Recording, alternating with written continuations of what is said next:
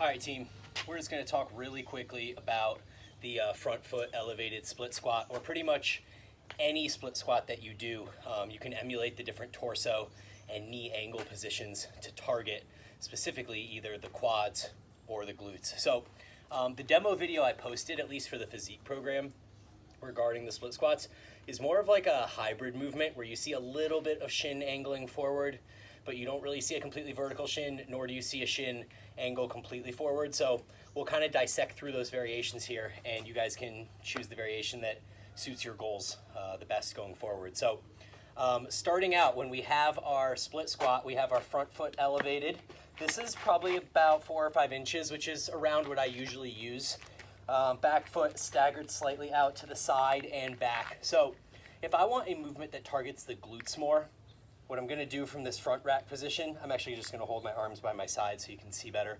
From here, I'm just going to go straight down so that I get this stretch in the glute, but my torso stays mostly vertical and the shin here also vertical.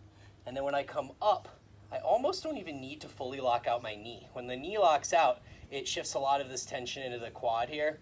So we can kind of almost keep a soft knee and just contract the glute. So from the bottom, one more time, I'm here. I'm gonna push through my heel, which is gonna align with the glute, and up. And each time, I'm just focusing directly on that contraction here with the glute at the top of the rep. Now, if I wanted to target the quad, much like we see with the heels elevated goblet squat or with any sort of upright torso squat position, the knee travels forward. When it comes to a lunge pattern or a split squat pattern, for the knee to travel that far forward, we sort of also need the torso to travel forward a little bit. So going from our start position right here, you'll see me descend down into the bottom. Now you see my torso is a little bit further forward, my shin is way forward, and I'm actively trying to push my pelvis into the ground, which is going to stretch the quad. So we want this quad right here to stretch at the bottom. By pushing the knee forward and pushing the pelvis into the ground, I can lengthen this as much as possible. And then when I drive up, I'm pushing away.